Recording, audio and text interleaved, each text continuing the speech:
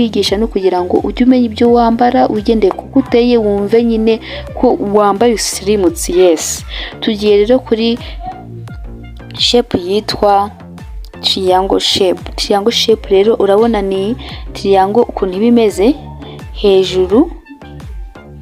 hejuru haba hari hatoya, hasi ari hanini.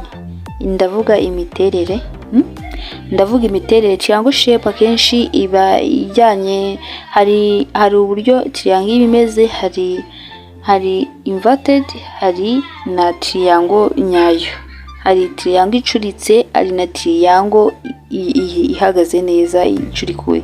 So rero triangle ndi kubabwira ni triangle ihagaze neza, iyi hasi ifite ubugari bunini, hejuru ari ntoya. Iyo triangle niyo ngiye kubabwira muri kano kanya. Iyo triangle rero umuntu uyifite ni wa muntu ufite hasi hanini, hejuru hatoya.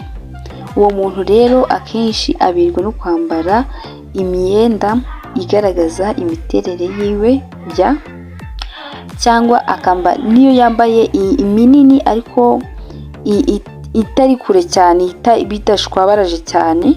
Yes, yakambara nk'ipantaro, akambara ipantaro izamuye. Amapantaro buriya nari nzababwiraho ari mu buryo bwinshi butandukanye. So akambara ipantaro ifashe izamuye hejuru, atari munsi y'umukondo.